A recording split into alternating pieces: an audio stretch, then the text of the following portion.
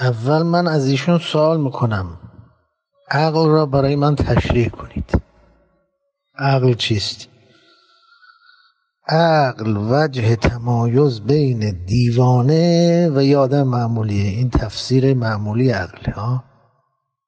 آیا عقل همین محدوده فعالیتش؟ آیا سیاست جاری در تقویم بشر منبعث از عقل نیست؟ آیا سیاسیون در طول تاریخ بشریت خیانت نکردن، چپاول نکردن، سیاه نمایی نکردن؟ اول اثبات کنید مواضع عقل را.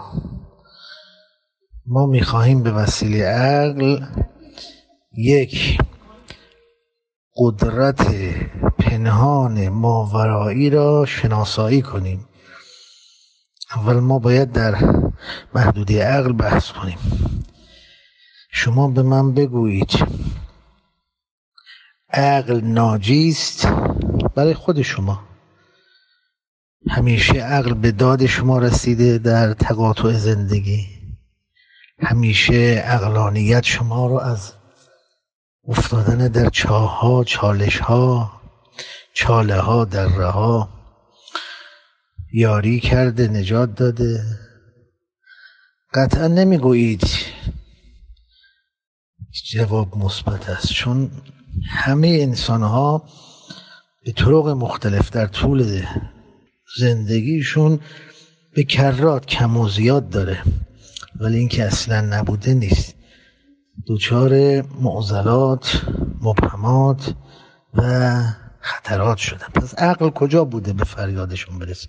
عقل ترازوه دیگه. الان ما میخواهیم به وسیله شاغول عقل ببینیم خدا کجاست، خدا چیه. خب اول ببینیم این ستون قابل اعتماد هست که تکیه بهش بدیم. تمام اونهایی که خونریزی های عظیم راه انداختن در جهان همه عقلا بودن.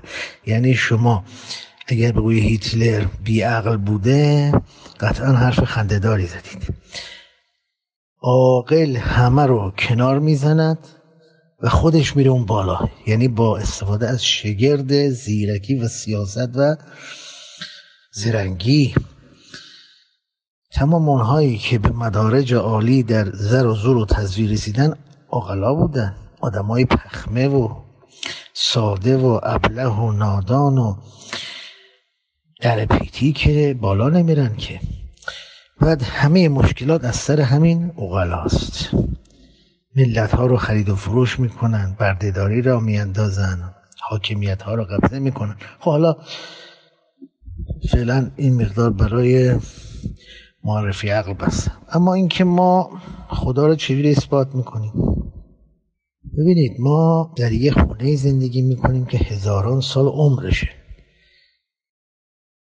در این خونه که اسمش دینه، حالا دیانت و مذهب در هر شکلش، مسیحیت، یهودیت، اسلام، زرتشتیت، بودیسم، هرچی. این ساختمان نه ورودش به درد خورد نه خروجش، نه دالانش، نه اتاق خوابش، نه حالش، نه بالکنش، نه ستونش، نه سقفش، نه سطح، هیچ چیش به درد نخورد. به این خاطر که همیشه هرچی ادیان گفتن غیر قابل اجرا بوده، غیر قابل به کرسی نشوندن بوده، از قبیل وعده‌هایی که دادن انبیا که این رو انجام بدید. حالا یه شکلش در دعاست، یه بودش در فرموله‌های اعتقادی. ما آمدیم این خانه رو خراب کردیم که جاش یه خانه نو بسازیم. ادعام نکردیم که ما خدا رو پیدا کردیم، اون خدایی که واقعیت رهبریت عالم هستی است. فقط میدونیم این پروردگاری که ادیان معرفی کردن در حد و قد و وزن و اندازه کره زمینه.